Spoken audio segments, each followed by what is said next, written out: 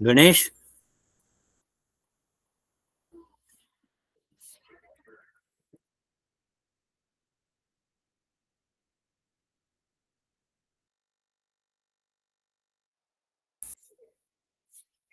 जय श्रीराम. गणेशजी. गणेश.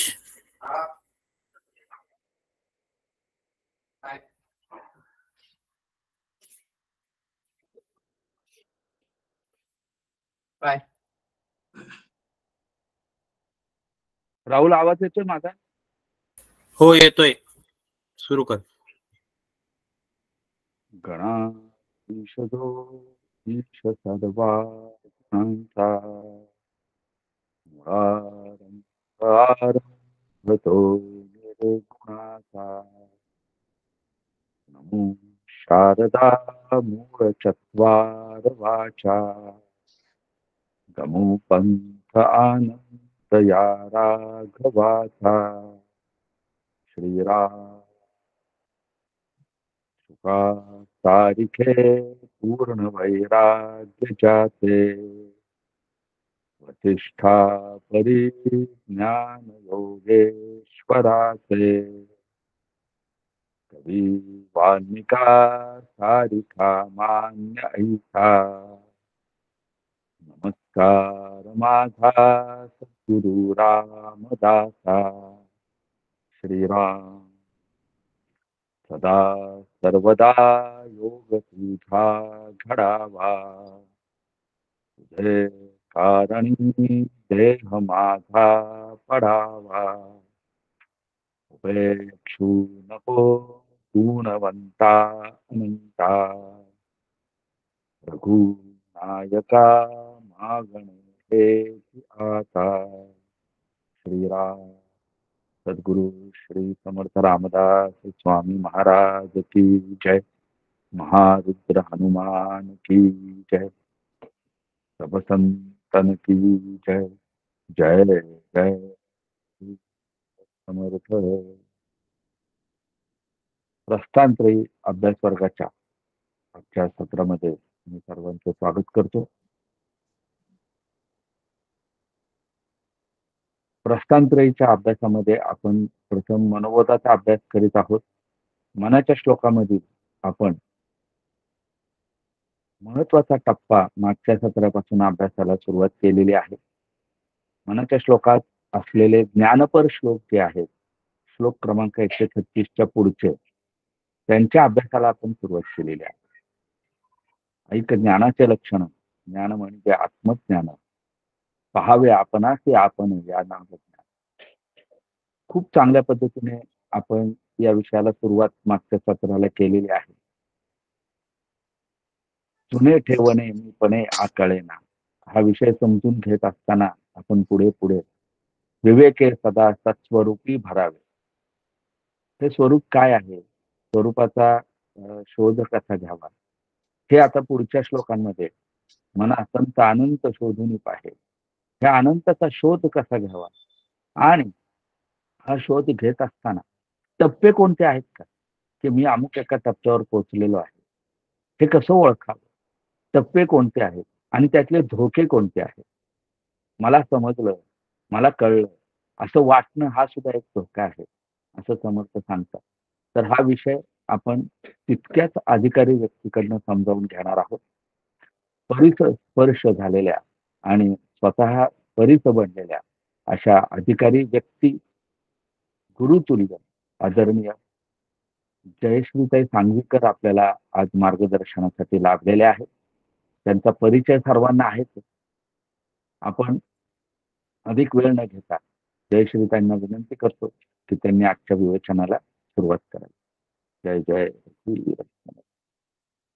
जय श्रीताई. जय जय रघुवीर समर्थ. गणेश शारदा चैव सद्गुरु सज्जनस्तथा आराध्य दैवतं गुह्यं सर्वमे रघुनंदन. कृपा कटाक्षाची या किरणे मोह समुद्राचे आटणे. घडे जय त्या श्रीकृष्णे वंदू तया ते श्रीराम. जयांचे करिता स्मरण, होय सकल विद्यांचे अधिकरण, ते वंदूया श्री चरण, श्री गुरूंचे शुका सारिखे पूर्ण वैराग्य ज्याचे, वसिष्ठा परिज्ञान योगेश्वराचे, कवी वाल्मिका सारिखा मान्य ऐसा, नमस्कार माझा सद्गुरु रामदासा. जय जय रघुवीर समर्थ.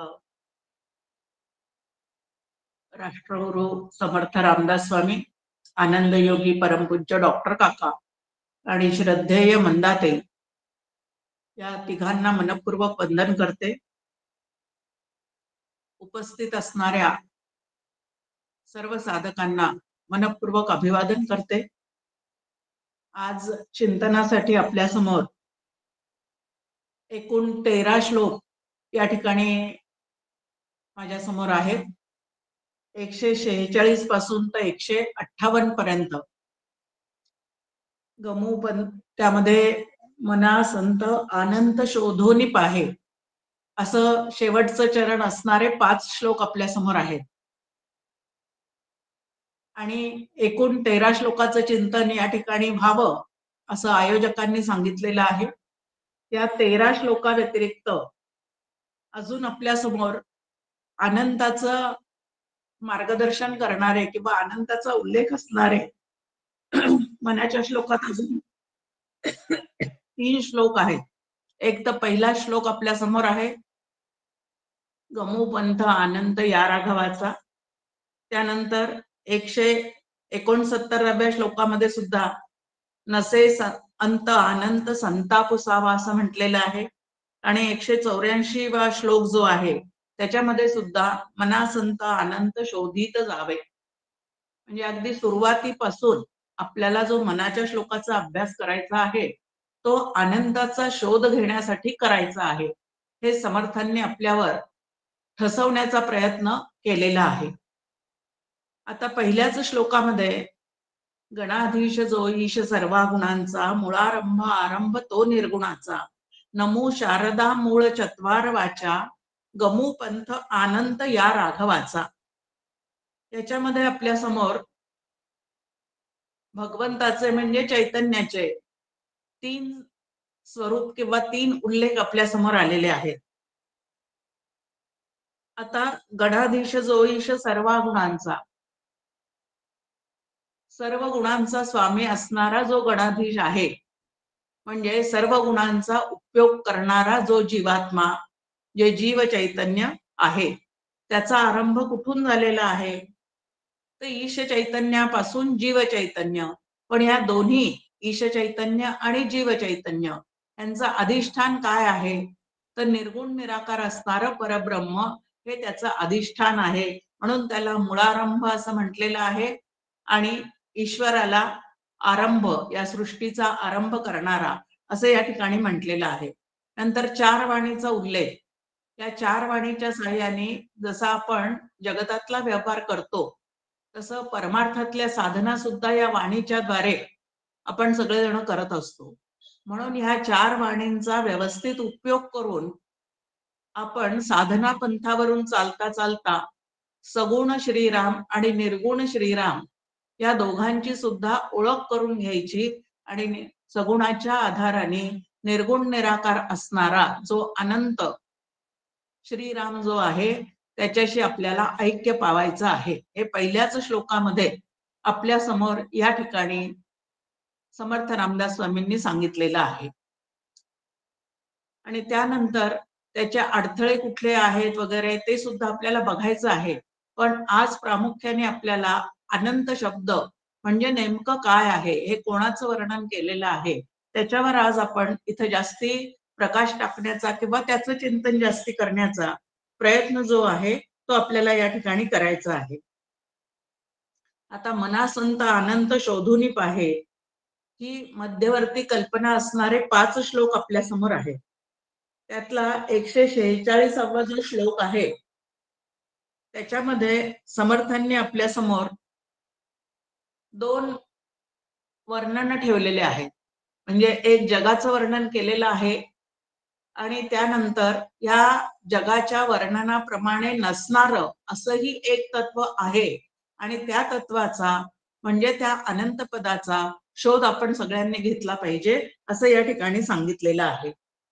आता दिसे लोचनी ते नसे कल्पकोडी, अकस्मात आकारले काळ मोडी, पुढे सर्व जाईल काही न राहे, मनासंत आनंद शोधून पाहे.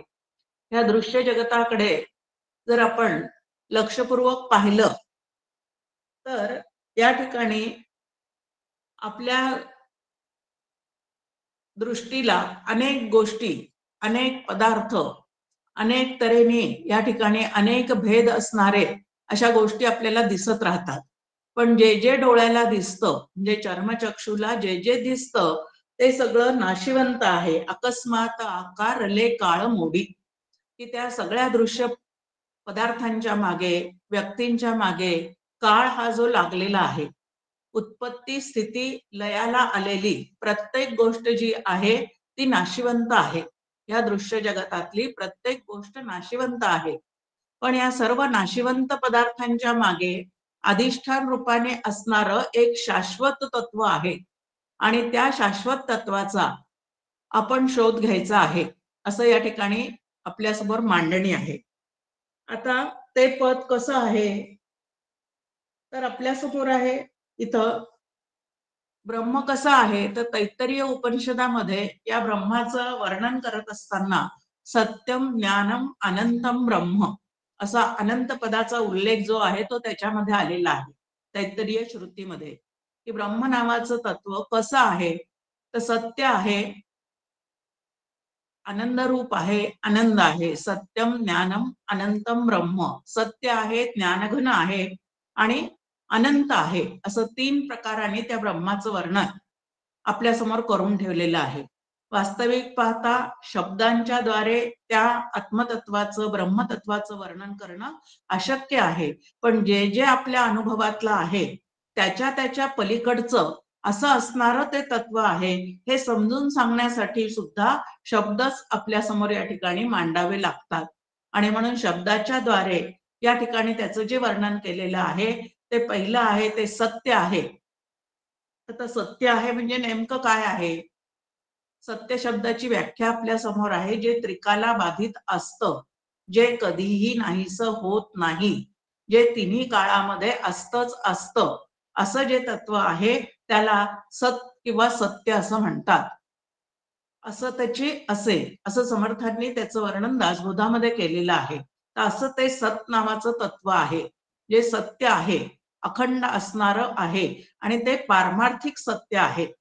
आता व्यवहारामध्ये अनेक सत्य आपल्या समोर ठेवलेले असतात, काही गणिती सत्य आहेत, तर काही आपल्या अनुभवाला येणारे व्यक्तिगत सत्य असतात, काही नैतिक सत्य आहे. पण या सगळ्या गोष्टी व्यवहारामध्ये सुद्धा बदलणाऱ्या असतात, एकसारख्या नसतात.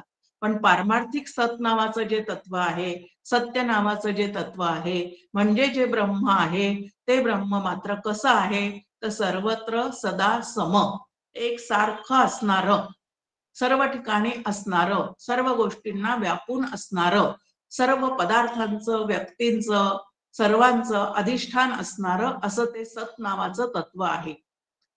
त्यानंतर ज्ञान, सत्यम ज्ञानम. आता व्यवहारामध्ये तुम्हाला आम्हाला सगळ्यांना ज्ञान शब्द ऐकल्यानंतर कशाचं ज्ञान, कोणाला ज्ञान, कोणाकडून झालेलं ज्ञान या पद्धतीचे प्रश्न पडतात. म्हणजे व्यवहारातलं ज्ञान जे आहे ते होणारं ज्ञान असतं, प्रमाणांच्या द्वारे होणारं ज्ञान असतं. ते जीवात्म्याला अंतःकरणाच्या साह्याने आणि प्राणाच्या ऊर्जेच्या साह्याने ते ज्ञान होत असतं. पण या प्रत्येक होणाऱ्या ज्ञानामागे एक असणारं ज्ञान आहे असं केनोपनिषदामध्ये आपल्या समोर मांडणी केलेली आहे. प्रत्येक बोधांच्या मागे असणारं एक ज्ञानघन तत्व आहे असं आपल्या समोर केनोपनिषदांनी सांगितलेलं आहे. ज्ञातृ ज्ञेया विहीन नुसदेची जे ज्ञान असं ज्ञानेश्वर माऊलींनी त्याचं वर्णन केलेलं आहे, की व्यवहारातलं ज्ञान होताना एक ज्ञाता असतो, एक ज्ञेय असतं आणि ज्ञात्याला ज्ञेयापर्यंत पोहोचण्यासाठी जे करावं लागतं त्याला ज्ञान असं म्हणतात. तर असं त्रिपुटी जी आहे ती होणाऱ्या ज्ञानामध्ये असते. पण ब्रह्म नावाचं जे तत्व आहे त्याचं ज्ञान हेच स्वरूप आहे.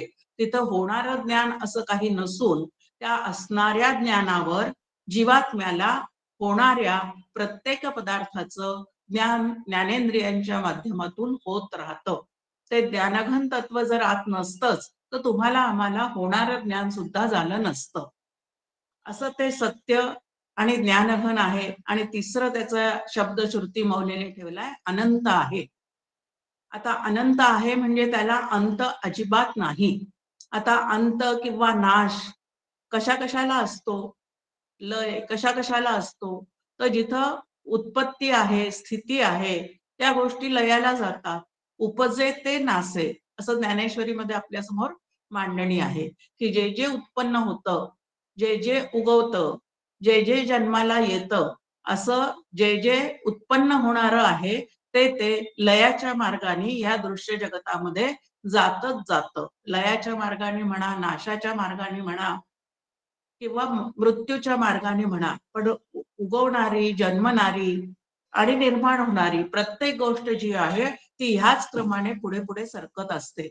पण ब्रह्म नावाचं तत्व जे आहे ते उत्पन्न झालेलं नाही. ते अनादी आहे.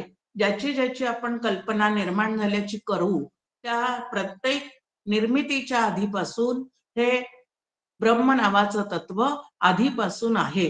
ही सृष्टी ही ज्या वेळेला तयार झालेली नव्हती किंवा भासत नव्हती त्याच्या आधीपासून ते आहेच आहे. सदैव सौम्य इदम अग्र आसीत असं छांदोग्य उपनिषदामध्ये आपल्या समोर मांडणी केलेली आहे. असं ते अखंड असणार आहे. अनादी आहे आणि अनंत आहे. अनादी आहे म्हणजे त्याची सुरुवात सांगता येत नाही आणि अनंत आहे म्हणजे त्याचा शेवट दाखवता येत नाही, त्याला तो नाहीच आहे. दाखवता येत नाही म्हणण्यापेक्षा ज्याला सुरुवातच नाही त्याला शेवट कसा असणार आहे. त्यामुळे अनादी अनंत असं त्याचं वर्णन केलेलं आहे.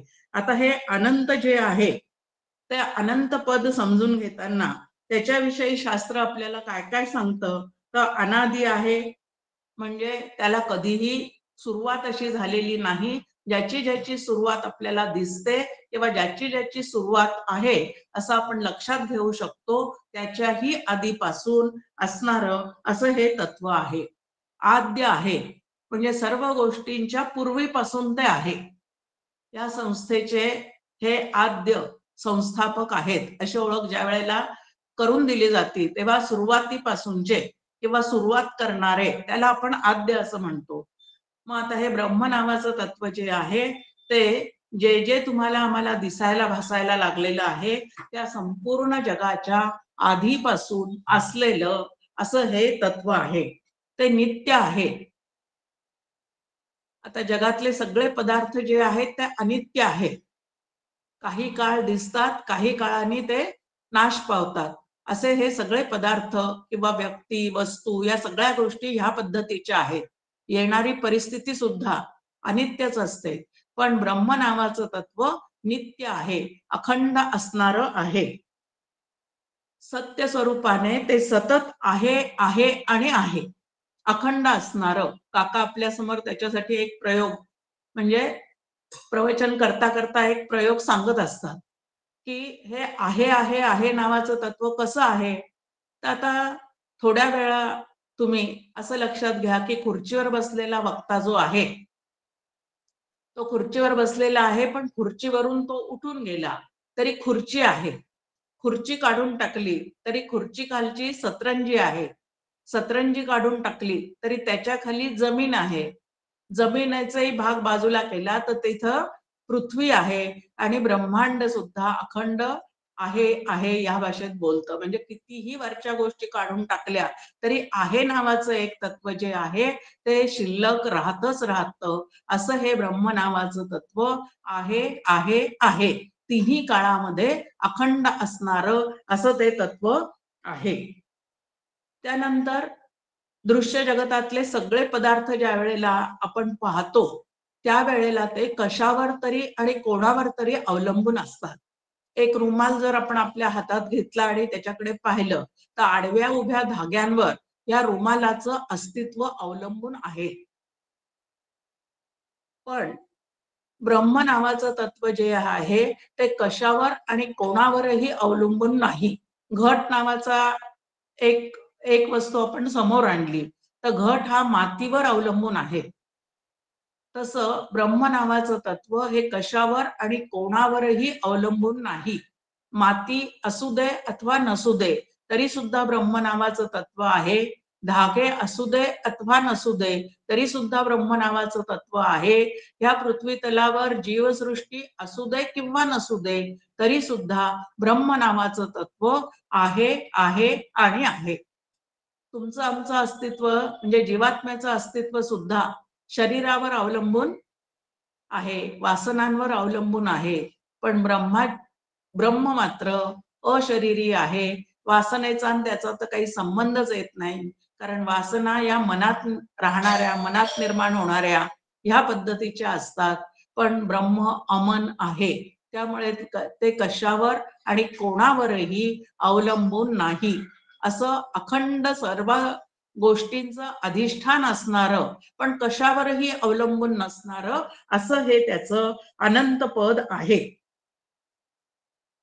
आता या अनंत पदाला जसं आपण पाहिलं की सुरुवात आणि शेवट नाही, तसं त्या अनंत पदाचे देशाने सुद्धा असे भाग पाडता येत नाही. ज्याला आपण म्हणतो त्याला देश परिच्छेद, काल परिच्छेद किंवा वस्तू परिच्छेद म्हणजे त्याचे भाग पाडता येत नाहीत. आता भारत देश म्हणला तर त्याच्या सीमा आखलेल्या आहेत. कुठलंही राज्य म्हटलं तर त्याच्या सीमा आखलेल्या आहेत.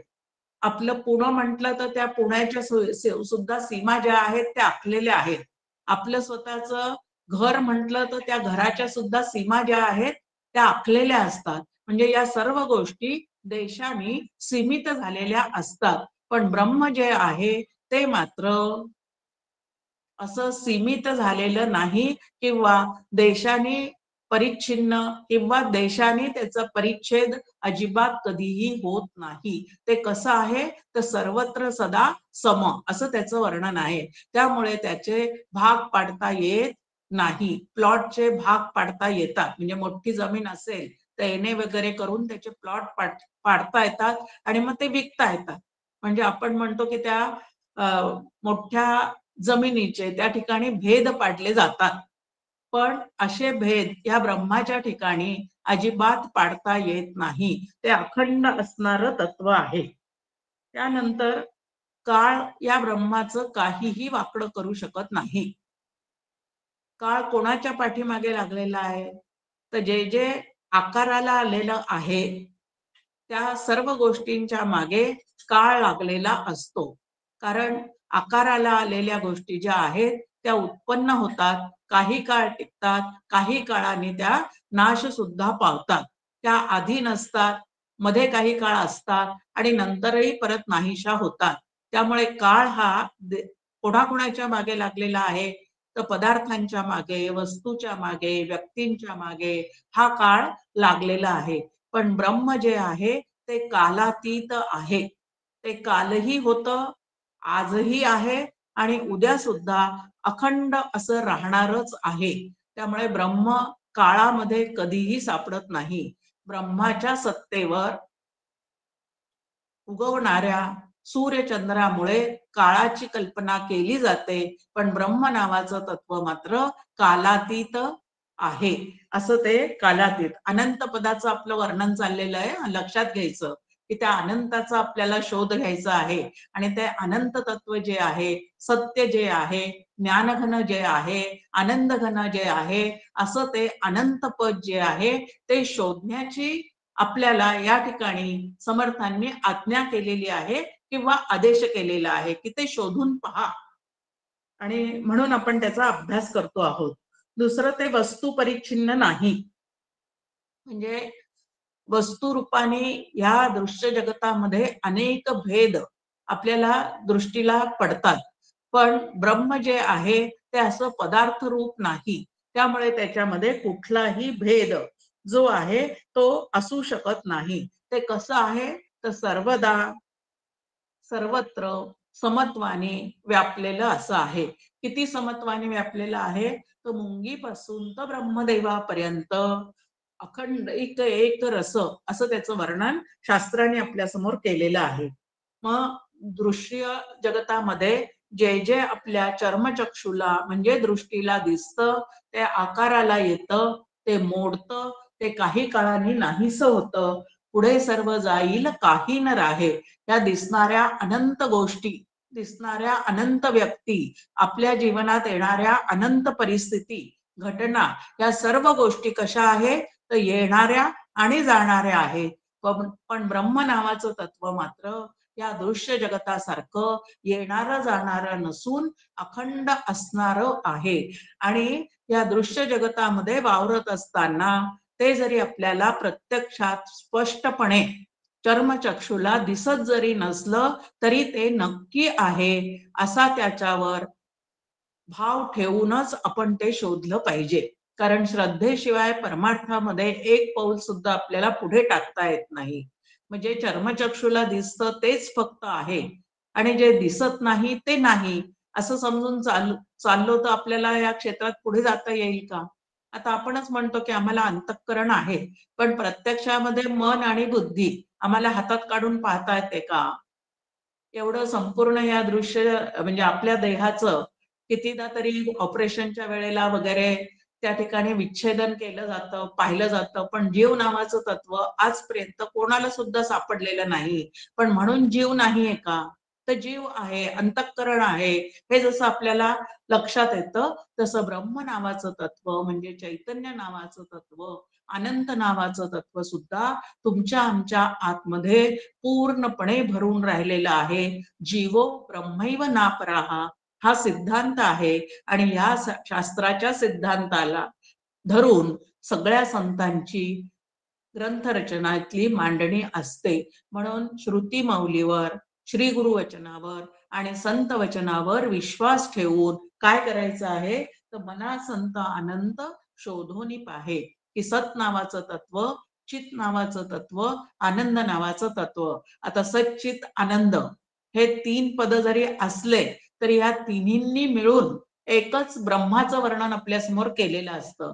जसं आपण म्हणतो की सूर्य म्हटलं की सूर्याची गोलाई, सूर्याचा प्रकाश आणि सूर्याची उष्णता या तिन्ही गोष्टी सुद्धा एकत्रितच असतात. तसं ब्रह्म अनंत असणारं हे ब्रह्म असं म्हटलं की ते सच्चित आनंद घनच आहे.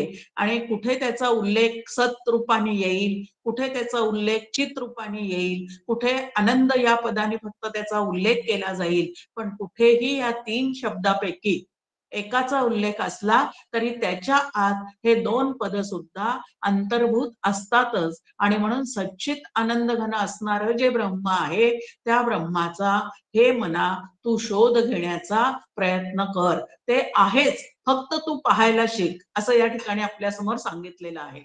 5ही श्लोकामध्ये ही मांडणी आहे की ते आहेच, फक्त असलेलं तू पाहायला शिक. समर्थांची एक छान ओवी आपल्या समोर आहे.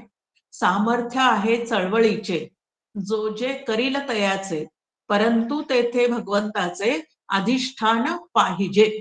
आता अधिष्ठान पाहिजे म्हणजे वरचा एक अर्थ आहे की कुठलाही कार्यक्रम करत असताना आपण एखाद्या देवाचा फोटो त्या ठिकाणी मांडावा, एखादा ग्रंथ त्या ठिकाणी ठेवावा आणि ते अधिष्ठान आहे असं समजावं. पण इथं अधिष्ठान आहेच, फक्त ते तुम्ही पाहायला शिका.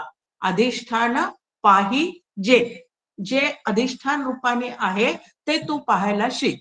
जिथं जिथं कुठं आपल्याला चळवळ दिसते, हालचाल दिसते, प्रत्यक्ष डोळ्याने एखादी वस्तू दिसते, त्याच्या मागे ते ब्रह्म नावाचं तत्व आहेच आहे. आता काही गोष्टी आपल्याला डोळ्याने आहे रूपाने दिसतात. मग ज्या ज्या स्थळी हे मन जाय माझे, त्या त्या स्थळी हे निज रूप तुझे. जेव्हा एखादी वस्तू आपल्याला आहे रूपाने दिसते तेव्हा त्याच्या मागे अस्ति नावाचं तत्व आहे आणि अस्तिचं अधिष्ठान जे आहे ते सत आहे. म्हणून जिथं जिथं काहीतरी दिसतं त्याच्या मागे काहीतरी असतं आणि असं जे असणारं तत्व आहे ते सत नावाचं तत्व आहे. हे आपण सगळ्यांनी ओळखून घेतलं पाहिजे. आता दुसऱ्या श्लोकामध्ये आपल्या समोर आहे, फुटेना तुटेना चळेना ढळेना सदा संचले मी पणे ते कळेना तया एक रूपासी दुजे न साहे मना संत आनंद शोधोनी पाहे. आता व्यवहारामधल्या जेवढ्या गोष्टी आपल्याला व्यवहारात आपण उपयोगाला आणतो त्या सगळ्या गोष्टी ज्या आहेत त्यांच्या मागे फुटणं तुटणं चळणं ढळणं या सगळ्या गोष्टी त्या व्यवहारातल्या वस्तूंना चिकटलेल्याच आहेत.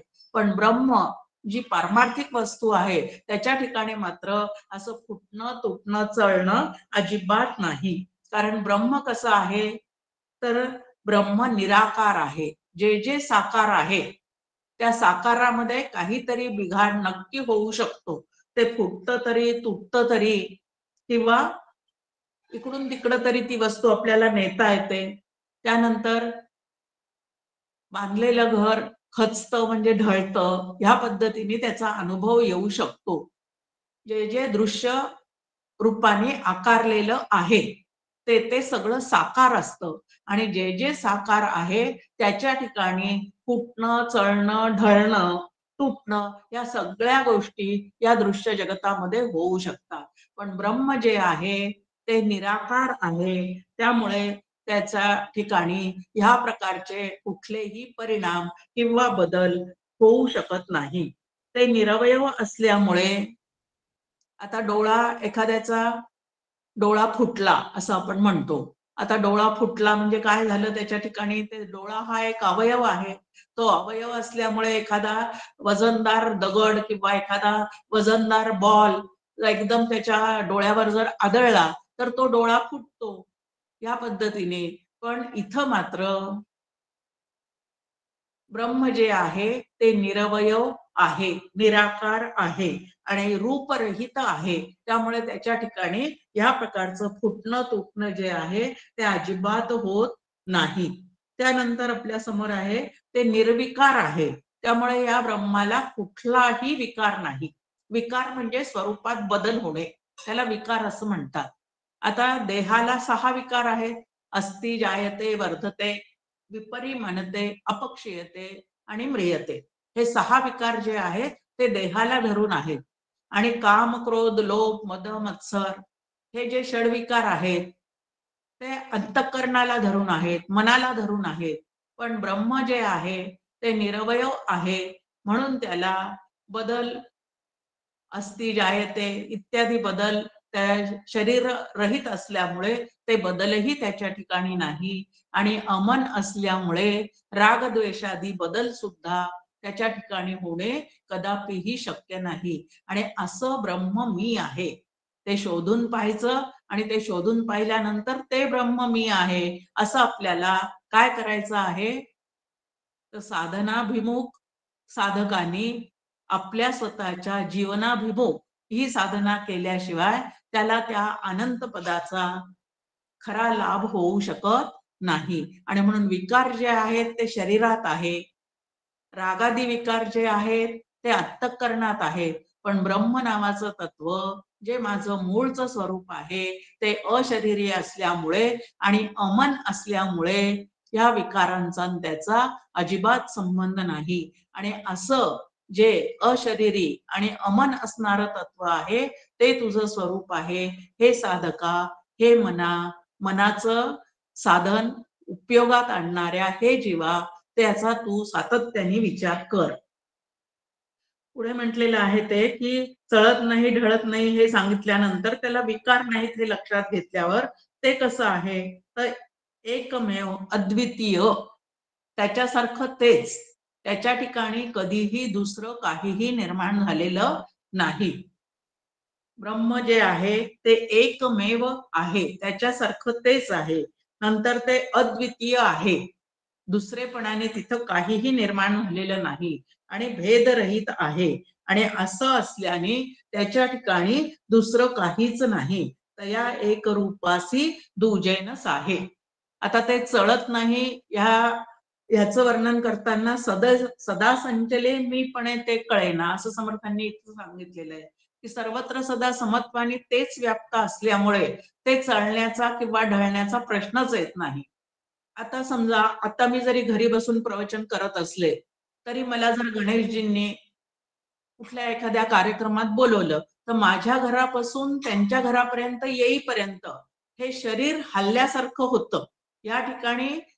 या ठिकाणाहून त्या ठिकाणी ते शरीर जाताना दिसतं, पण आत्मा नावाचं तत्व मात्र इथून तिथपर्यंत एक सारखं घनदाटपणे भरलेला असल्यामुळे त्याच्या ठिकाणी इकडून तिकडं जाणे, इकडून तिकडं त्याला नेणे असा कुठलाही भाग घडत नाही, कारण ते घनदाट भरलेलं आहे. आता वस्तू किंवा व्यक्ती एका ठिकाणी असते, दुसऱ्या ठिकाणी ती नसते, म्हणून इकडून तिकडं जाण्या येण्याचा भाग जो आहे तो वस्तू आणि व्यक्तीच्या ठिकाणी तुम्हाला आम्हाला दिसतो, पण ब्रह्म नावाचं तत्व जे आहे ते घनदाट व्यापून असल्यामुळे नभी वावरे जो अणुरेणू काही रिता ठावया राघवा वीण नाही, असं त्या ब्रह्मरूप राघवाचं वर्णन जे आहे, त्या अनंत पदाचं वर्णन जे आहे ते समर्थांनी केलेलं आहे. आणि ज्ञानेश्वर माऊलींनी सुद्धा भरला घनदाट हरी दिसे, म्हणजे थोडीशी सुद्धा पोकळी किंवा मोकळी जागा अशी त्याच्या ठिकाणी नाही, इतकं ते घनदाट भरलेलं तत्व आहे. ते नाही अशी कुठे जागाच नाही, असं ते ब्रह्म सर्वत्र सदा संचलेलं असं आहे. आणि त्याच्यासारखं दुसरं काहीच नाही. दुसरं काहीतरी त्याच्यासारखं असतं तर उपमा देऊन कुठल्या गोष्टी दाखवून ते आपल्याला समजून सांगता आलं असतं, पण त्याच्यासारखं दुसरं काहीच नाही. आणि म्हणूनच ते तत्व समजून घेताना वेदांच्या राशी असणाऱ्या शब्दांच्या राशी असणारे वेद सुद्धा नेती नेती म्हणून थांबलेले आहेत. त्याच्यासारखं दुसरं काहीच नाही. ज्ञानेश्वर माऊली उदाहरण देताना अहो राम रावणाचं युद्ध कसं असं कोणी विचारलं तर त्यांच्यासारखं युद्ध त्यांचंच, कारण ते धर्मयुद्ध होतं, म्हणून ते युद्ध त्यांच्यासारखं दुसरं कधीही तसं होऊ शकत नाही असं म्हणतात. अगदी तसंच ब्रह्माचं वर्णन करताना ब्रह्म कसं आहे तर त्याच्यासारखं तेच आहे, आणि ते जर तुम्हाला जाणून घ्यायचं असेल तर तेच होऊन राहा, हाच एक त्याच्या ठिकाणी काय आहे तर उपाय आहे. दुसरं आपल्या समोर आहे की हे ब्रह्म कसं आहे तर ब्रह्मामध्ये दुसरे कुठलेच भेद नाही. इथं आपल्या समोर तया एक रूपासी दुजेनच आहे. आता ब्रह्माचं वर्णन करताना एक मोठं वाक्य आपल्या समोर शास्त्र ठेवतं की ते ब्रह्म कसं आहे तर स्वगत सजातीय विजातीय भेदरहित अखंडैक एकरस, असं त्या ब्रह्माचं म्हणजे अनंत पदाचं वर्णन आपल्या समोर आहे. आता मोठी एक आपल्या समोर या ठिकाणी नवे शब्द आलेले आहेत, पण घाबरून जाण्याचं अजिबात कारण नाही, कारण प्रस्थानत्रयीचा अभ्यास करणारे सगळेजण साधक इथं आहेत आणि सगळ्यांच्या कानावरून हे सगळे शब्द गेलेले आहेत. आता स्वगत भेद म्हणजे काय आहे? एका शरीराच्या आतमध्ये अवयवांचे अनेक भेद असतात. आता डोळा, कान, नाक, हात, पाय इत्यादी एका शरीरामध्ये अवयवांचे भेद आहेत, पण ब्रह्म नावाचं तत्व जे आहे ते अशरीरी असल्यामुळे ह्या प्रकारचे भेद ब्रह्माच्या ठिकाणी असणे शक्य नाही, म्हणजे स्वगत भेद रहित ते आहे. आता दुसरं आपल्या समोर आहे की सजातीय भेद. आता मी एक व्यक्ती आहे, माझी बहीण माझ्या शेजारीच बसलेली दुसरी व्यक्ती आहे. आता आमच्या दोघींच्या अवयवांमध्ये सुद्धा भेद आहेत.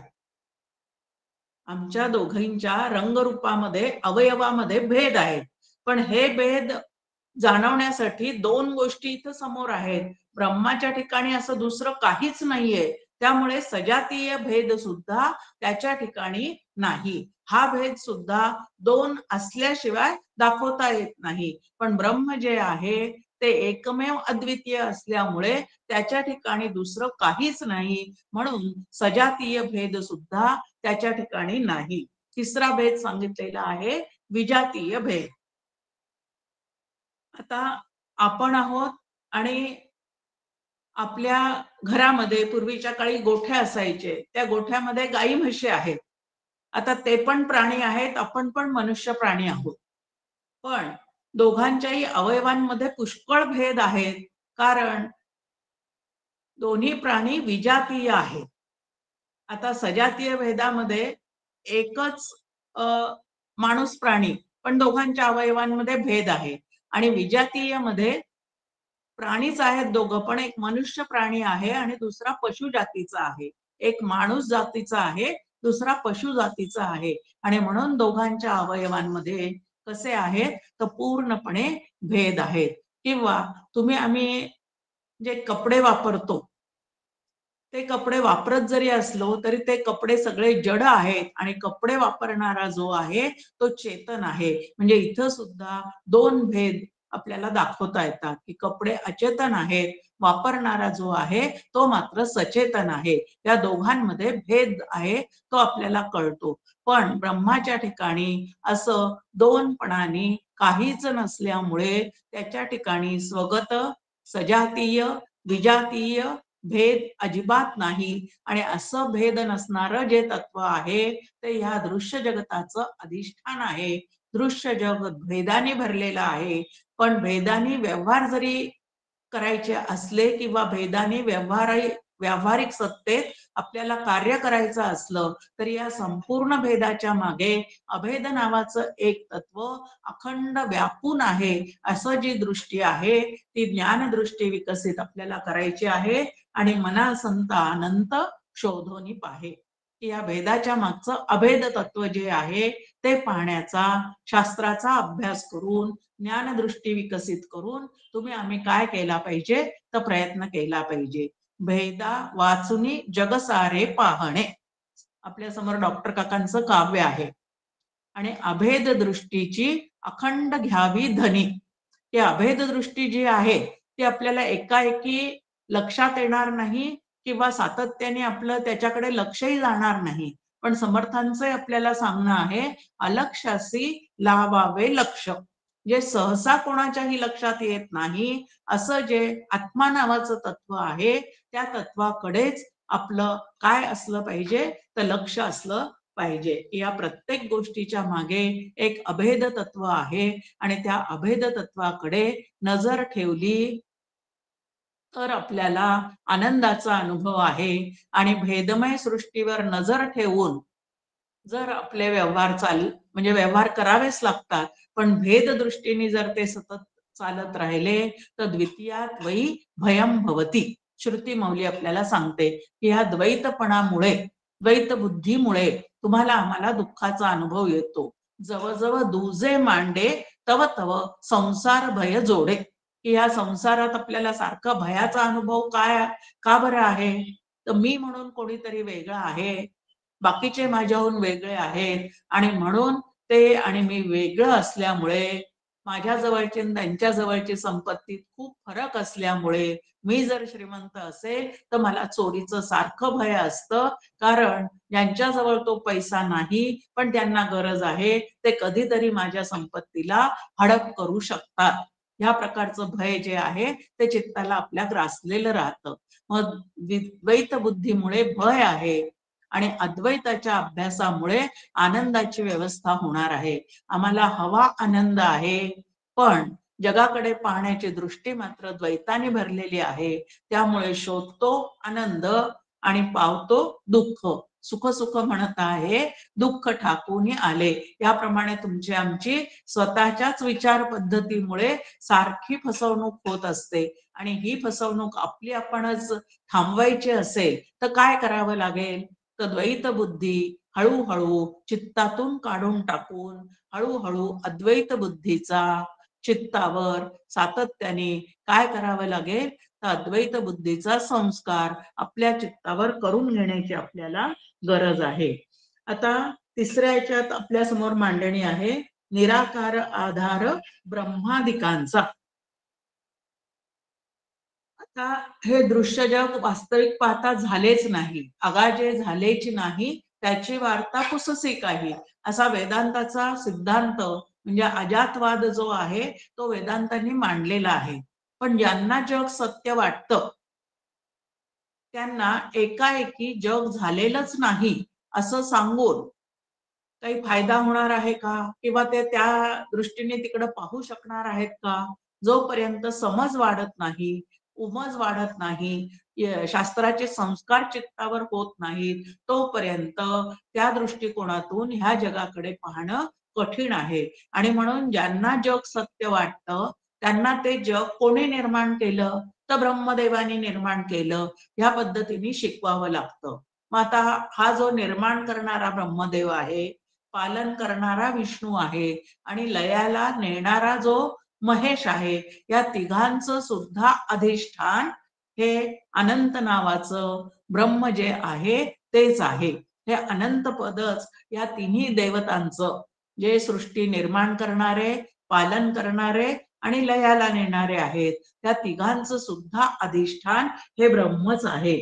निराकार आधार ब्रह्मादिकांचा, की ब्रह्मा विष्णू महेशाचे आपण मूर्ती स्थापन करतो, त्यांना मूर्ती रूपाने पूजन करतो, पण त्या साकार होतात. मूर्ती तयार केली की ते साकार रूपाने आपल्या समोर येतं. पण ब्रह्म नावाचं तत्व जे आहे ते या साकार रूप मूर्तीचं सुद्धा काय आहे, तर अधिष्ठान आहे. आणि अधिष्ठान रूप ब्रह्म जे आहे ते मात्र निराकार आहे. मग निराकार ब्रह्माचा मला जर वेध घ्यायचा असेल तर कुठल्याही आकारामध्ये अडकून न पडणे ही त्याची एक साधना आहे. अनेक आकारांचा उपयोग करत करत, आता अनेक आकारांच्या भांड्यांचा उपयोग करत आमचं स्वयंपाकघर सजलेलं असतं, पण नवीन नवीन आकारामध्ये ते आणून ठेवण्याचं काम जे आहे ते दुकानदार करत असतात. मग आता जितके नवीन आकाराचे भांडे येतील तितके सगळे माझ्या घरात असलेच पाहिजे, किंवा त्या आकारात जर माझं मन अडकून पडलेलं असेल तर निराकार परमात्म्याचा वेध शोध मी कधी घेणार आहे? उपयोगापुरतं सगळं घरात असावं, पण जेवढ्या नवीन नवीन आकारात ते येईल तेवढं तेवढं सगळं माझ्या घरात आलंच पाहिजे, असा जर हट्ट ठेवला तर मलाच त्या व्यापाचा सुखाऐवजी ताप मात्र नक्की होणार आहे, हे लक्षात ठेवावं. मग आकार काय आहे, तर जे जे आकाराला आलेलं आहे ते ते आकार नेहमी बदलणारे असतात, आणि जे जे बदलणार आहे ते ते न बदलणारं सुख मला कधीही देऊ शकत नाही. मग न बदलणारं तत्व एकच आहे, त्यालाच अनंत म्हणतात, त्यालाच ब्रह्म असं म्हणतात. आणि ते ब्रह्म शोधायचं असेल तर काय करावं लागेल? आपल्या मनाला सुसंस्कारित संतांच्या संगतीत आणि शास्त्राच्या अभ्यासाने करावं लागेल. म्हणजे त्या अनंत पदाचा शोध जो आहे तो तुम्हाला आम्हाला घेता येईल. इथं आपल्या समोर आहे की विवेके तदाकार होऊन राहे. आता त्या निराकार ब्रह्माचं अखंड चिंतन करता करता, जरी ते डोळ्याला दिसत नसलं, जरी हाताने त्याला स्पर्श करता येत नसला, तरी सुद्धा चिंतनात मात्र आपण त्याच्या राहू शकतो, अखंड त्याचं चिंतन करू शकतो. आणि ही चिंतनाची सवय जर आपण लावून घेतली तर विवेके तदाकार होऊन राहे. आकारमान असणाऱ्या गोष्टी समोर स्पष्ट दिसणार आहेत, आणि ह्या आकारमान असणाऱ्या गोष्टीच्या मागे निराकार असणारं एक तत्व अखंड असणार आहे. मग आकार नाशिवंत आहेत आणि निराकार जे आहे ते मात्र शाश्वत आहे. आणि मग आता या ठिकाणी शाश्वत काय आहे आणि अशाश्वत काय आहे याचा विवेक करायचा.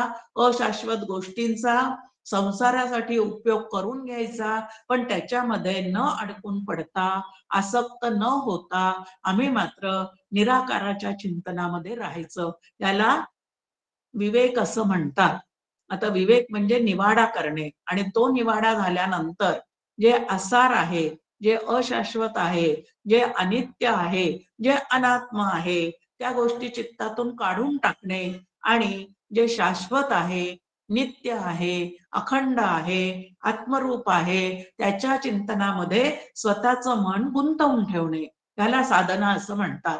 आणि अशी साधना केव्हा करता येईल? तर विवेक जागृत झाल्यानंतर त्या विवेकाच्या नुसार वैराग्य सुद्धा प्राप्त करून घ्यायचं, म्हणजे आसार गोष्टीतून आसक्ती काढून घ्यायची. आणि अशी आसार गोष्टीतली आसक्ती काढून घेतल्यानंतर आपल्याला सारभूत असणारं जे ब्रह्म आहे त्याच्याकडे अखंड दृष्टी अंतःकरण जे आहे ते वळवता येईल. अंतर्निष्ठ तितुके तरले, अंतरभ्रष्ट तितुके बुडाले, असं समर्थांचं आपल्याला सांगणं आहे. आता वास्तविक पाहता डोळ्याला सुद्धा जे दिसत नाही ते मनाने किंवा वाणीने सुद्धा जाणता येत नाही. पण मनाने आणि वाणीने सतत त्याच्यामध्येच मन आणि वाणी ठेवल्याशिवाय आपली अंतःकरण वृत्ती तदाकार सुद्धा होऊ शकत नाही. आणि म्हणून विवेक आणि अंतःकरण वृत्ती सारखी त्याच्या चिंतनात ठेवता ठेवता कधीतरी विवेक सुद्धा बाजूला होऊन जातो आणि ती वस्तू जी आहे ती आपल्या अनुभवाला येऊ शकते. तैत्तरीय उपनिषदामध्ये आपल्या समोर आहे, यतो वाचो निवर्तन्ते अप्राप्य मनसासह. कारण मन आणि वाणीच त्याच्या सत्तेवर कार्य करतात हो. जे त्याच्या सत्तेवर कार्य करतं त्याला ते कसं काय जाणवता येणार आहे? मग त्याला जाणण्याचा उपाय काय आहे? तर त्याला जाणण्याचा उपाय एकच आहे, त्या अखंड त्याच्या चिंतनात ठेवायचं. त्याच्या चिंतनात ठेवता ठेवता कधीतरी ते तद्रूप होऊन जातं. विवर्ता विशेषा विशेष, आपली वृत्ती तद्रूप होते. समर्थ म्हणतात की ते करता करता अखंड त्याच्यामध्ये राहता राहता कधीतरी अशाश्वत सगळं गळून जातं आणि जे राहतं ते मात्र शाश्वत असतं. आणि त्याच्यासाठी उपाय काय आहे? तर अखंड त्याच्या चिंतनात राहणं, आपली वृत्ती तदाकार करण्याचा प्रयत्न करणं. मग ती वृत्ती नामाकार तरी करा किंवा आत्माकार तरी करा. असं डॉक्टर काका नेहमी आपल्याला सांगतात की एक तर नामानुसंधानात तरी राहा किंवा आत्मानुसंधानात तरी राहा. आणि तसं राहण्याचा प्रयत्न करता करता कधीतरी अचानक ती वृत्ती तद्रूप होऊन जाईल आणि त्या अनंत पदाचा जो शोध आणि वेध आहे तो आपल्या मनाला घेता येईल. म्हणून विवेके तदाकार होऊन राहे. ते आत्मतत्व कसं आहे? तर नित्य आहे, असं सातत्याने आपल्या समोर सांगितलेलं आहे. आणि ते अज अजर अमर इत्यादी जी त्याची वर्णनं केलेली आहे, तर जे जे आमच्या अनुभवाला येतं त्याच्या त्याच्या पलीकडे असणारं ते तत्व आहे. आता जन्माला येणाऱ्या उत्पन्न होणाऱ्या कितीतरी वस्तू आपण पाहतो, जन्माला येणारे जीव पाहतो, पण ब्रह्म नावाचं तत्व असं उत्पन्नही होत नाही आणि जन्माला सुद्धा येत नाही. नंतर अजर आहे. अजर आहे म्हणजे काय आहे? हळूहळू त्याच्यामध्ये क्षीणता येत जाते, ते जर्जर होऊन जातं, क्षीण होतं, त्याची घट होते, वस्तूंची घट होते. सोनं सुद्धा अंगावर वापरून वापरून वापरून काय होतं? तर त्या सोन्यामध्ये सुद्धा घट निर्माण होते, म्हणजे ते झिजतं. मग सगळं शरीर झिजणारं आहे, वस्तू झिजणाऱ्या आहेत, पण ज्याच्या सत्तेवर ते अनुभवाला येतं असं जे सत नावाचं तत्व आहे ते मात्र कधीही झिजत नाही. तुटेना फुटेना पाहिलंच आहे आपण. ते कधी झिजत नाही, तुटत नाही, फुटत नाही, आटत नाही, असं ते तत्व आहे. आणि त्या तत्वाचा शोध आम्हाला काय करायचा आहे? तर घ्यायचं आहे. स्वतःचं शरीर हे संपूर्ण दिसणारं जग, त्याच्या पलीकडे ते ब्रह्म आहे. मग आता स्वतःच्या शरीराचा अभ्यास करायचा, या जगतातल्या गोष्टींचा अभ्यास करायचा, म्हणजे त्या कशा उत्पन्न होतात, कशा काही काळ टिकतात, कशा काही काळाने कितीही प्रयत्न केला टिकवण्याचा तरी काही काळाने कसं त्या नाहीशा होतात, असं ते ब्रह्म आहे का? तर असं ते ब्रह्म अजिबात नाही. मृत्यू पंथाने जाणारं असं ते ब्रह्म नाही. आणि म्हणून ते कसं आहे? तर असतो मा सद्गमय अशी साधना आपल्याला सांगितलेली आहे. की ते असत गोष्टींचा आपल्याला अनुभव आहे, मग तो अनुभव बाजूला करायचा आणि सत नावाचं तत्व शास्त्राने जसं सांगितलेलं आहे तसंच ते आहे ह्या पद्धतीचा विचार चित्तावर बिंबवायचा. जड गोष्टीचा आम्हाला अनुभव असतो, पण ते चेतन आहे. आणि म्हणून जडाचा सगळा पसारा जो आहे तो हळूहळू बाजूला सारायचा आणि चित असणाऱ्या त्या तत्वाचा वेध घ्यायचा. दुःखाचा तुम्हाला आम्हाला सातत्याने अनुभव आहे. दुःखाचा अनुभव कशामुळे आहे? तर जे नाशिवंत आहे ते सत्य समजून आम्ही बसलेले आहोत आणि ते आमच्यापासून कधीच जाऊ नये, त्याची झीज होऊ नये, अशी एक वेगळं कल्पना आमच्या ठिकाणी आम्ही बांधून ठेवलेली आहे. आणि ते तसं कधी राहणारच नाही.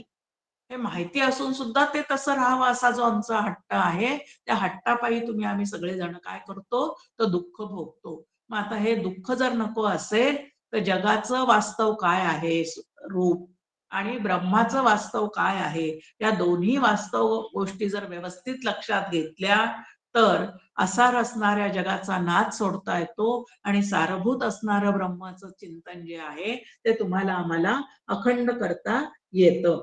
म्हणून तदाकार होऊनच त्याचा शोध घ्यावा असं या ठिकाणी आपल्या समोर सांगितलेलं आहे. पुढच्या श्लोकामध्ये म्हणतात, जगी पाहता चर्मचक्षीन लक्षे. डोळ्याला दिसणाऱ्या दृश्य जगतासारखं हे ब्रह्म जे आहे ते तुम्हाला आम्हाला दिसणार नाही. आता डोळ्याला जे जे दिसतं ते पंचमहाभूतात्मक तरी आहे किंवा अष्टधा प्रकृतीने युक्त असणार तरी आहे, पण डोळ्यांनी मात्र हे आत्मतत्व आपल्याला कधी दिसणार नाही. दृश्य जग मात्र नक्की दिसत राहणार आहे, पण आत्मतत्व जे आहे ते या चर्मचक्षूंनी दिसणार नाही. मग ते कशाच्या द्वारे आम्हाला अनुभवायचं आहे किंवा कशाच्या द्वारे त्याचा शोध घ्या असं समर्थ आम्हाला सांगत आहे, तर ज्ञानचक्षूच्या साह्याने त्याचा शोध घ्या. आणि ज्ञानचक्षूचा साह्य घ्यायचं म्हणजे शास्त्राचा, संतांचा आणि श्री गुरूंच्या वचनांचा सतत अनुसंधानात राहणे, हेच ते ज्ञानचक्षू उघडण्याचं काय आहे, तर एक साधन आहे.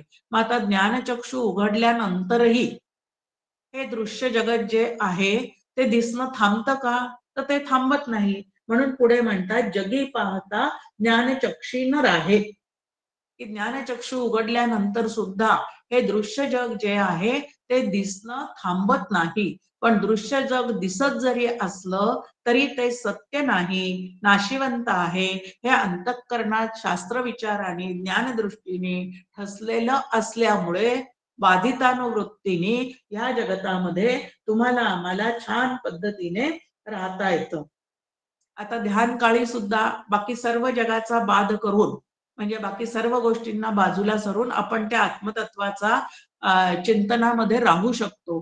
पण ज्या क्षणी समाधीतून व्युत्थान पावतो त्या क्षणी परत आपल्याला हे जगत दिसतच राहतं. पण फरक आहे, हा शास्त्र संस्कार नसताना, ध्यानाचा किंवा इतर कुठल्या साधनेचा अभ्यास नसताना जग ज्या वेळेला आपल्याला जाणवत होतं, ते जग मात्र सुख दुःखमय आहे. असं एक धागा सुखाचा आणि 100 धागे दुःखाचे, याप्रमाणे ते तुम्हाला आम्हाला सातत्याने सामोरं येत होतं. पण ह्या अभ्यासानंतर मात्र कुठल्याही गोष्टीचा बाऊ न करता सुखदुःखाचे तरंग या जगाकडून अंतःकरणावर उमटले तरी ताबडतोब ते झटकून टाकून आपल्याला आपल्या आनंद स्थितीचा परत काय करता येतो, तो शोध घेता येतो. हे महत्वाचं आहे. मग त्याच्यासाठी काय करावं लागतं, तर कीर्तन, प्रवचन, अखंड श्रवण. संतांचे फार उपकार आपल्यावर आहेत. संत तुकाराम महाराज म्हणतात, काय वाणू आता संतांचे उपकार, मज निरंतर जागविती. हे संत आपल्याला काय करतात, अखंड जे सहसा लक्षात येणारं ब्रह्म नाही, त्या ब्रह्माचा वेध घेण्याचे अनेक मौलिक विचार जे आहेत ते देऊन आपल्याला ते ब्रह्म आहे यासाठी सतत आपलं अंतःकरण जाग ठेवण्याचा प्रयत्न करतात. आणि म्हणून या संतांचे आपल्यावर काय आहे, तर खूप उपकार आहे. आता या अद्वैताचं रक्षण अद्वैत चर्मचक्षूंना दिसत नाही आणि ज्ञानचक्षूंनी त्याचं व्यवहारकाली असं सारखं रक्षण करता जरी येत नसलं तरी सुद्धा साधना जर आपली फळास गेलेली असेल, म्हणजे साधक साधना करता करता जर सिद्ध झालेला असेल, तर या संपूर्ण जगतात वावरताना तो भगवंताची लीला म्हणून त्याकडे अखंड आनंदाने बघू शकतो आणि आनंदाने जगू शकतो. छोट्या छोट्या गोष्टींनी जे आपले पूर्वी पापड मोडत होते छोट्या छोट्या प्रसंगाने, तसं पापड मोडणं सुद्धा या अभ्यासानंतर बंद होतं. आणि होतं की नाही ते आपण तपासायला पाहिजे. नाही तर 25-25 वर्ष झालं ब्रह्मसत्य जगन्मिथ्या असं सारखं कानावर पडतंय, पण अजून ब्रह्मसत्य आहे असा विचार सुरू नाही आणि जग मिथ्या आहे असा निश्चय झाला नाही तर त्या अनंताचा शोध आम्हाला लागणार कसा आहे? जे शास्त्राने सांगितलं ते नक्की तसंच आहे असं लक्षात घेऊन मला काय वाटतं हा भाग बाजूला करायचा आणि श्री गुरूंनी शास्त्राने काय सांगितलेलं आहे ते लक्षात घ्यायचं आणि ते लक्षात घेतलं तरच आपल्याला या अनंताचा शोध जो आहे तो लागू शकतो.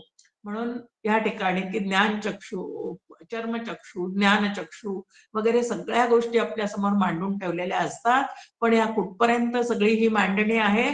जोपर्यंत त्या अनंताचा शोध लागत नाही तोपर्यंत. एकदा त्याचा शोध लागल्यानंतर मग मात्र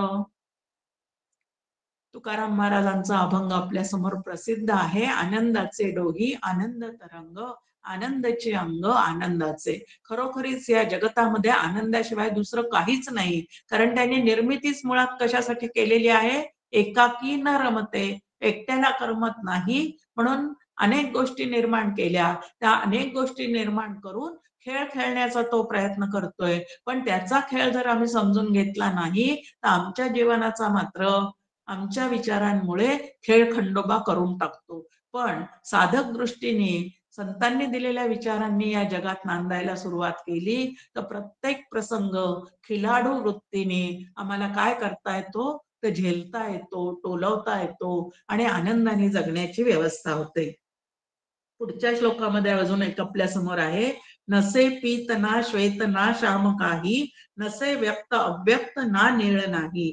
म्हणे दास विश्वासता मुक्तीला आहे, मना संत आनंद शोधोनी पाहे.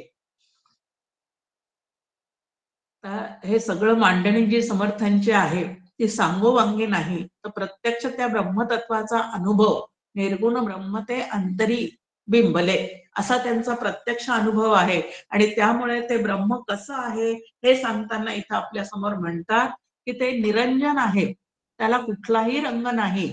साधना करत असताना साधकाला काही पद्धतीचे असे अनुभव येऊ शकतात.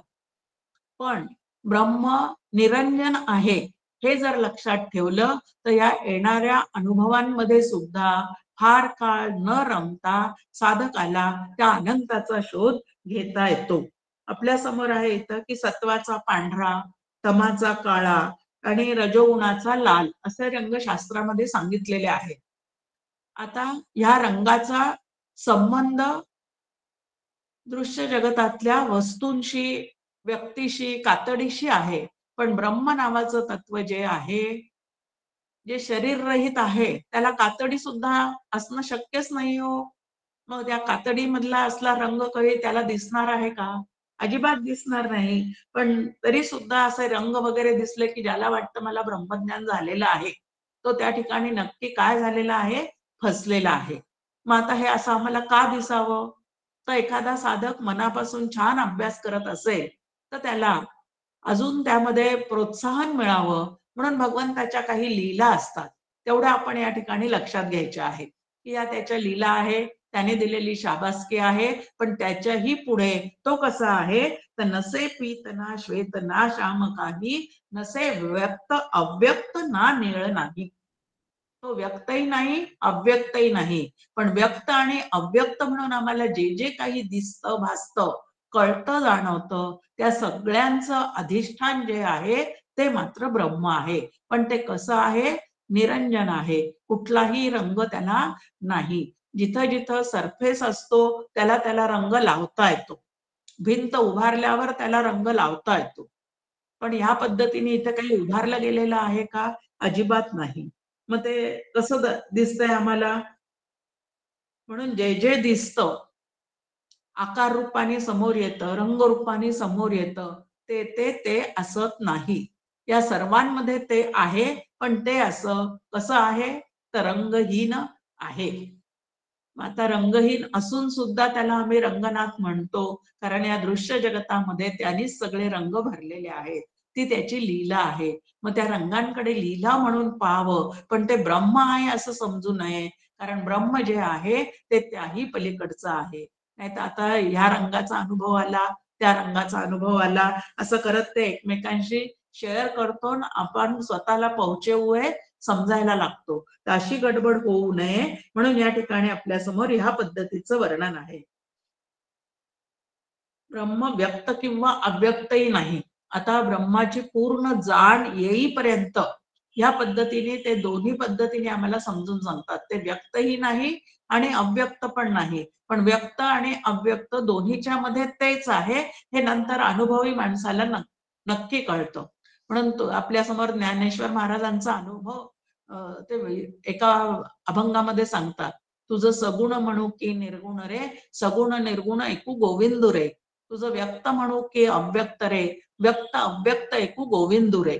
ह्या पद्धतीने. पण सुरुवातीला त्याचं स्पष्ट जाण येईपर्यंत मात्र जे जे दिसतं, आत्माराम मध्ये सुद्धा समर्थ म्हणतात की जे दिसतं त्याला ब्रह्म म्हणून जर तू मिठी मारायला जाशील तर नक्की कुठंतरी तुझी गडबड होईल. कारण ते व्यक्त आणि अव्यक्ताच्या पलीकडे असणारं पण अखंड असणारं, सर्व व्यक्त पदार्थांमध्ये व्यापून असणारं पण तरीही अव्यक्त असणारं, तरीही अलिप्त असणारं असं ते ब्रह्म नावाचं काय आहे तर तत्व आहे.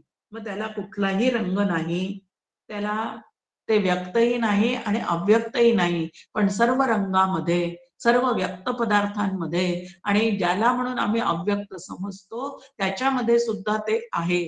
पण हे ब्रह्म आमच्या आकलनात कसं व्हावं तर त्याला एकच आहे, म्हणे दास विश्वासता मुक्तीला आहे.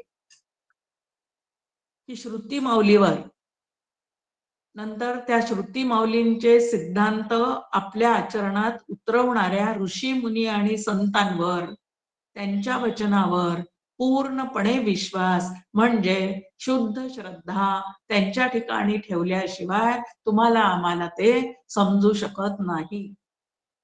आता पहा, या सगळ्या मनाच्या श्लोकांचा अभ्यास करताना श्रुती माऊलीतले सगळे वचन आपल्याला काय होतात तर समोर येतात. आता कठोपनिषदामध्ये आपल्या समोर सांगते श्रुती माऊली, अस्ति इति उपलब्धव्यो.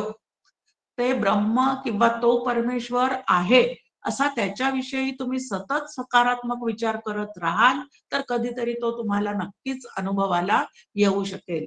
पण तो नाहीच असाच जर तुमचा भाव तुम्ही ठेवला, म्हणजे त्याच्याविषयीचा अभावच जर तुमच्या मनामध्ये राहिला, तो नाही असा चुकीचा भाव जर मनामध्ये राहिला तर मात्र असून सुद्धा त्याचा अनुभव येणार नाही.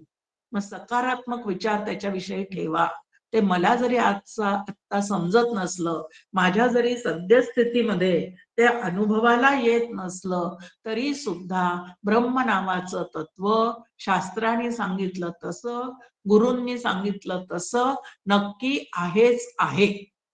म्हणून त्याच्याविषयीचा भाव जो आहे तो शुद्ध ठेवायला शिकलं पाहिजे आणि संत वचनावर विश्वास ठेवला पाहिजे. तरच तुम्हाला आम्हाला त्याच्या अनुभवापर्यंत पोहोचता येईल, म्हणजे त्याचा शोध घेता येईल.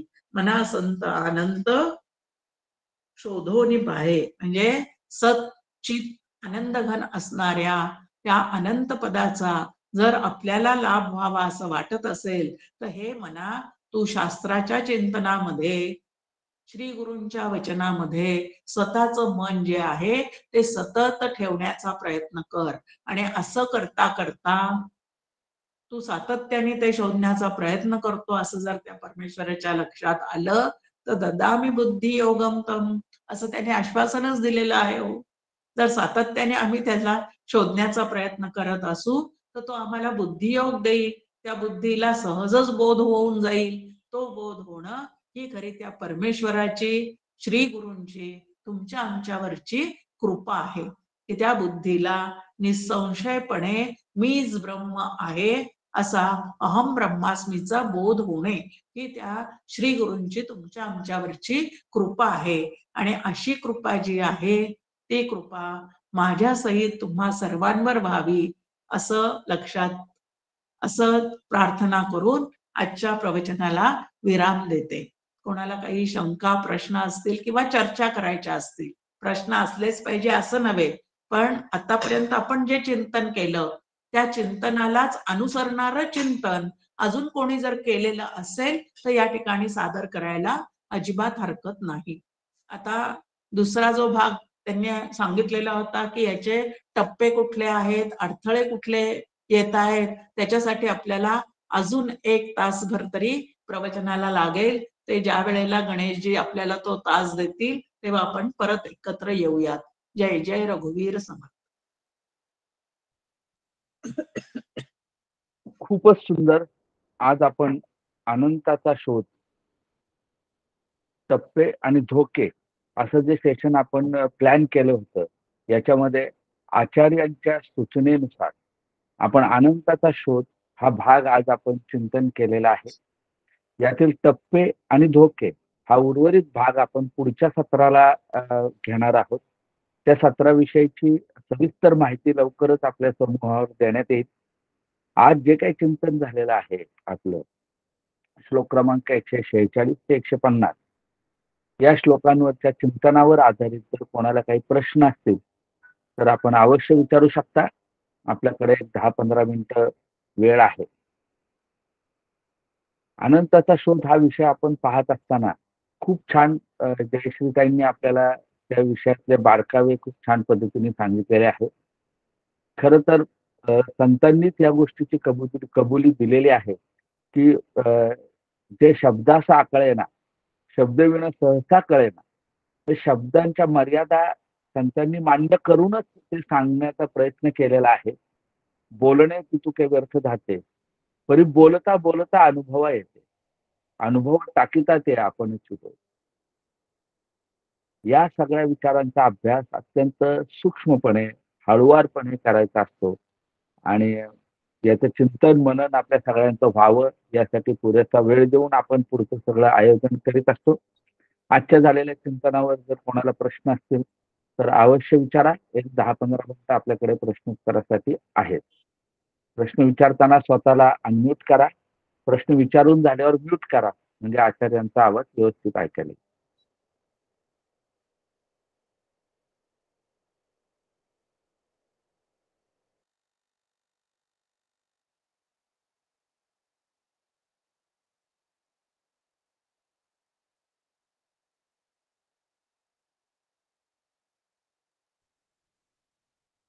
पुढील काही वेळासाठी आपले सर्व समूह अभ्यासगट हे सर्वांसाठी व्हॉट्सअप समूह खुले करण्यात येतील.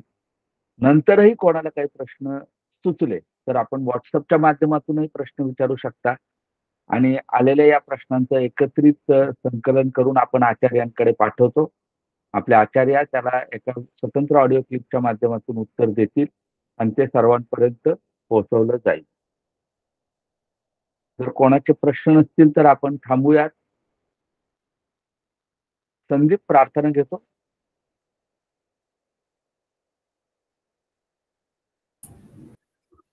संदीप नाहीये बहुतेक.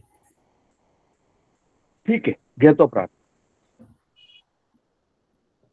एक मिनिट पाहूया कोण हात रेस करतंय का प्रश्न विचारण्यासाठी.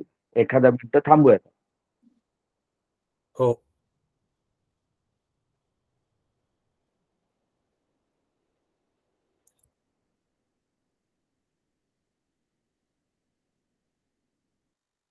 बहुतेक नाहीये.